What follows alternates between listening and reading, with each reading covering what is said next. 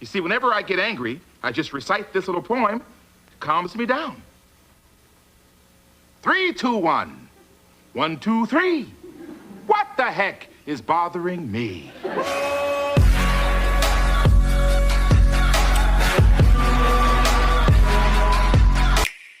Big Dash knows what? First off, the thumbnail is fire. But there's a problem. I don't think the video is going to add up to what the thumbnail is promising. So as you can see, the thumbnail, I'm going to be talking about Daniel Jones. And I'm going to be talking about Daniel Jones, not the past Daniel Jones. I'm going to be talking about Daniel Jones in 2023. And also on the thumbnail, you'll see it says to be or not to be the guy. And that's the phrase that I have in my mind right now in regards to Daniel Jones. To be or not to be the guy. Now, if you leave it up to the GM, ownership, and the team, Daniel Jones is the guy. We paid him like the guy. To them, he is the guy. There's a little bit of an out because a lot of that guaranteed money is in the first 2 years, and then you have a little bit of a backdoor to escape in the third or fourth year if he in fact turns out not to be the guy. But I'm going to talk about 2023 because that's my main focus. And I'm just going to jump right into it. I think that Daniel Jones is going to have a solid year in 2023.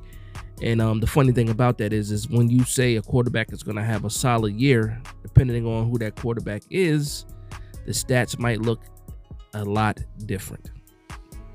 So for Daniel Jones, if I say he's going to have a solid year, in my head, in my mind, when I say that, I'm thinking over 30 plus touchdowns. Over 30 plus touchdowns, and that's going to be total touchdowns.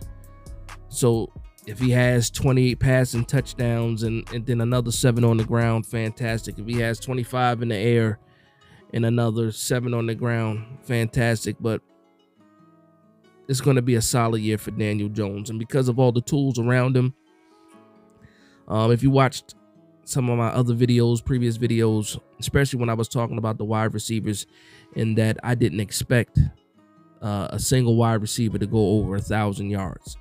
But I do have a few receivers, and if you want to throw Waller in the mix, getting over 700 yards. I think at least 3 of these receivers that we have the ability to get over 700 yards. And then some of the rest of the guys, pretty much spread all over the place when it comes to receiving yards and things like that. But for me, and when you look at last year, a lot of people, when they talk about Daniel Jones, they talk about the 15 passing touchdowns. Can't deny it. That's a fact. But when you look at the other end, how does a quarterback with only 15 passing touchdowns get his team to the playoffs?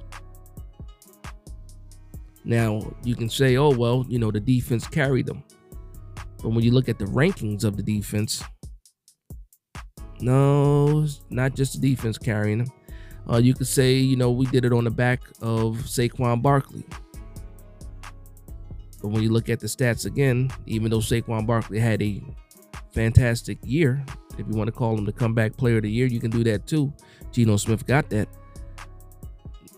You can say that, but no, even that doesn't quite get you to the playoffs. You have to look at Daniel Jones.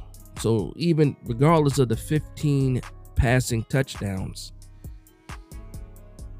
you look at the games in a vacuum. You look at each game by themselves. You don't look at the total stats at the end of the year. Well, I can't tell you what to do, but this is what I do.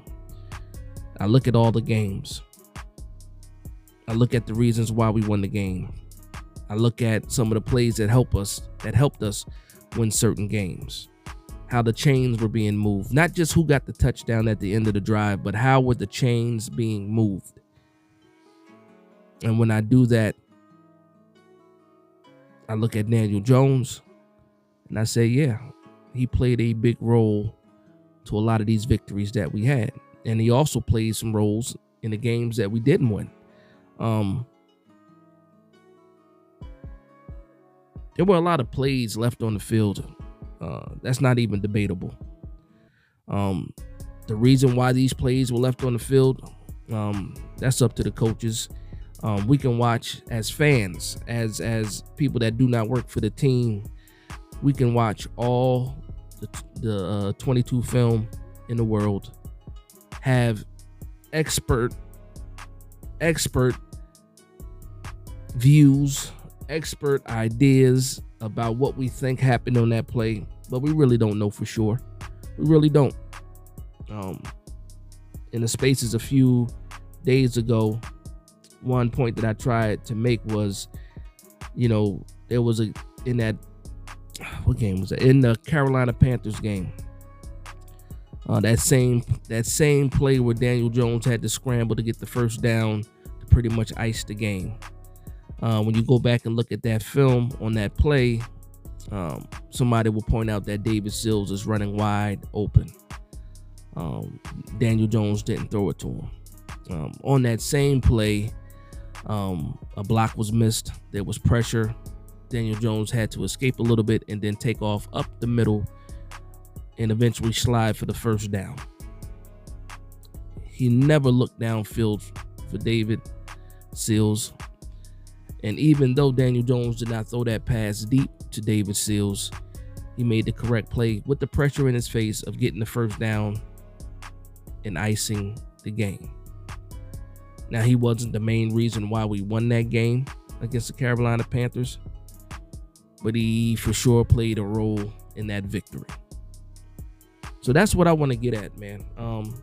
Again, with the 15 touchdowns, because that's what you hear all the time when people talk about Daniel Jones, is that he only threw 15 passing touchdowns. But what about what went on between the 20s? All that yardage that you have to progress down the field. What was going on then? And just because Daniel Jones gets you into the green zone, or whether it's Saquon Barkley that gets you in the green zone, what happens in the green zone is normally you're going to run it in, especially when you're from the 10-yard line and you're trying to run the ball a little bit, unless that you just can't do it, and then you try to pass for the touchdown. But what's going on between those two 20s? And that's why I think Daniel Jones excelled at. Now, we were a fantastic red zone offense as well.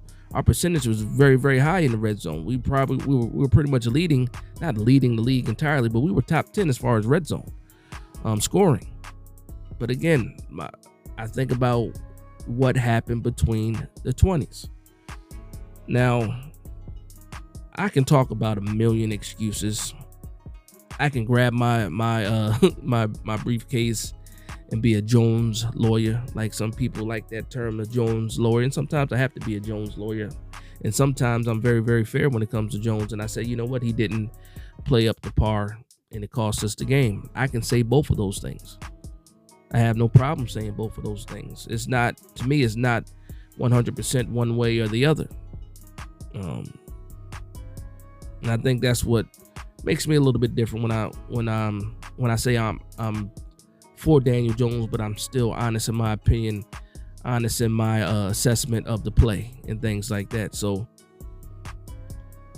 this episode was to hopefully get people, if you have the opportunity to look at some of these games from 2022 and things like that, the opportunity to think about what you saw in between the 20s and how that is going to work for next year, or I should say for this year, for the 2023 season.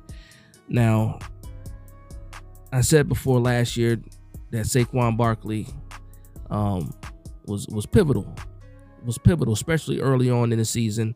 Once he started to wear down a little bit because of the shoulder injury, you saw the offense change a little bit because they had to adapt to what was going on. We were not being successful all the time running the ball, or consistently running the ball. So we had to switch up a little bit, and you saw that Daniel Jones was starting to throw a little bit more and have a little bit of success, a little bit more success in the throwing game.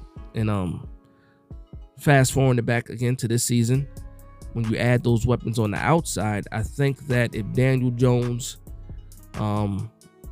is willing to take a little bit of a chance on some plays, not saying that I need him to be a Brett Favre type gunslinger, if he can take a little bit of risk, because you got some guys on the field right now that if you give them a chance to make the play, they can probably make the play for you.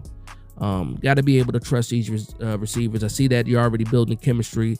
Again, we're talking about throwing routes on air, things like that. But when it's time for you guys to play in the pads, give these guys a chance to make the play, Daniel Jones. Don't be afraid to let it go, let it rip. Try not to be so hesitant. Try not to be the guy that just takes what the defense gives you. And I understand with this type of mentality, you might open yourself up to more interceptions, more turnovers. But scared money don't make money. And then Daniel Jones, you have a Darren Waller, who is a 50-50 monster. You have Paris Campbell, who's playing with a chip on his shoulder, had 1 year of actual healthy football and did pretty well with the Colts. You have a rookie with a chip on his shoulder in Jalen Hyatt that has something to prove as well. Isaiah Hodgins proved to be a possession-type receiver, a safety blanket for you. Daniel Bellinger, who was a guy that we pretty much had penciled in as a tight end number 1, but you pick up Waller, so he becomes a tight end number 2, and I believe that automatically makes him a mismatch, because he is really, in my opinion, a tight end 1 in the making for sure, if he's not already there. So you make him the second option in the 12 personnel. That's very, that's a dangerous recipe. And I can see in my mind success for the New York Giants, regardless of who we're playing. I know we're going to be playing a lot tougher teams, a lot more explosive offenses and things like that. But when people say that too, the schedule's tougher. Well, we're tougher too. We're a tougher team. We're a better team, especially on paper. Obviously, things have to show on the field, but I think we're a better team. A lot of people, or the consensus is that we're a better team, depending on who you talk to. But all that I have to take into consideration when I think about the 2023 season, and if Daniel Jones is in fact the guy. We can't complain about Daniel Jones being here anymore. That decision was made months ago. It becomes a moot point. All we can do now, and it's depending on how you feel, but all you can do now is root for the team. Root for the team to be good. Root for the success of the quarterback. Root for the success of the team, defense, offense, special teams, all that. All you can do is that. And hopefully you got that in you. So I'm going to thank you guys for vibing with me. Please like, comment, and subscribe. And from one Giants fan to another, this is Big Dash Knows, Big Blue Nation. Let's go.